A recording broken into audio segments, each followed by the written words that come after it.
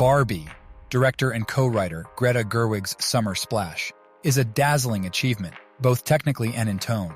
It's a visual feast that succeeds as both a gleeful escape and a battle cry.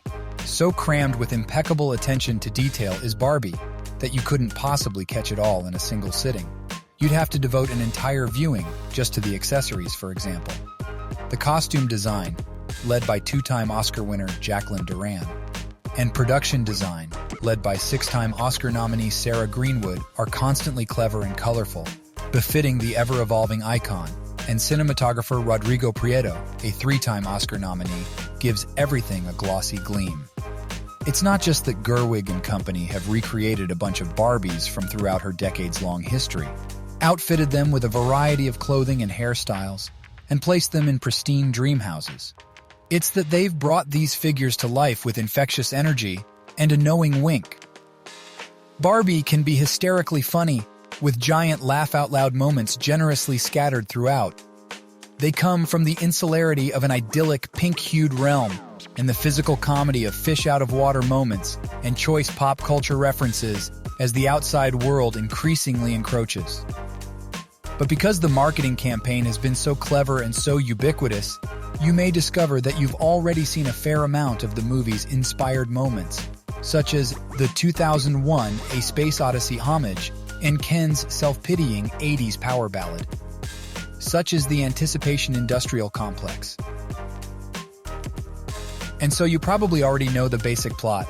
Barbie, Margot Robbie, the most popular of all the Barbies in Barbie Land, begins experiencing an existential crisis. She must travel to the human world in order to understand herself and discover her true purpose. Her kinda-sorta boyfriend, Ken, Ryan Gosling, comes along for the ride because his own existence depends on Barbie acknowledging him. Both discover harsh truths and make new friends along the road to enlightenment.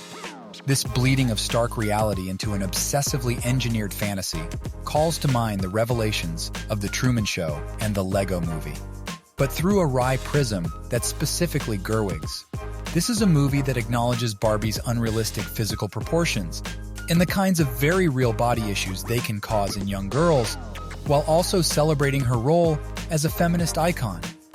After all, there was an astronaut Barbie doll, 1965, before there was an actual woman in NASA's astronaut corps, 1978. An achievement Barbie commemorates by showing two suited-up women high-fiving each other among the stars, with Robbie's earthbound Barbie saluting them with a sunny, "Yay! Space!" This is also a movie in which Mattel, the doll's manufacturer, and Warner Brothers, the film's distributor, at least create the appearance that they're in on the surprisingly pointed jokes at their expense. Mattel headquarters features a spacious, top-floor conference room, populated solely by men, with a heart-shaped Dr. Strangelove inspired lamp hovering over the table.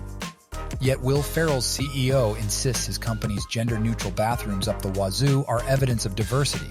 It's a neat trick. Within the film's enormous ensemble, where the women are all Barbies and the men are all Kens, with a couple of exceptions, there are several standouts. They include a gonzo Kate McKinnon as the so-called Weird Barbie, who places Robbie's character on her path, Issa Rae as the no-nonsense President Barbie, Alexandra Shipp as a kind and capable Dr. Barbie, Simu Liu as the trash-talking Ken who torments Gosling's Ken, and America Ferrera in a crucial role as a Mattel employee. And we can't forget Michael Cera as the one Alan, bumbling awkwardly in a sea of hunky Kens, although everyone else forgets Alan. But while Barbie is wildly ambitious in an exciting way, it's also frustratingly uneven at times. After coming on strong with wave after wave of zippy hilarity, the film drags in the middle as it presents its more serious themes. It's impossible not to admire how Gerwig is taking a big swing with heady notions during the mindless blockbuster season. But she offers so many that the movie sometimes stops in its propulsive tracks to explain itself to us, and then explain those points again and again. The breezy satirical edge she established off the top was actually a more effective method of conveying her ideas about the perils of toxic masculinity and entitlement, and the power of female confidence and collaboration. One character delivers a lengthy third-act speech about the conundrum of being a woman and the contradictory standards to which society holds us. The middle-aged mom in me was nodding throughout in agreement, feeling seen and understood, as if this person knew me and was speaking directly to me. But the longtime film critic in me found this moment a preachy momentum killer, too heavy-handed, too on the nose despite its many insights. Still, if such a crowd-pleasing extravaganza can also offer some fodder for thoughtful conversations afterward, it's accomplished several goals simultaneously. It's like sneaking spinach into your kids' brownies, or in this case, blondies.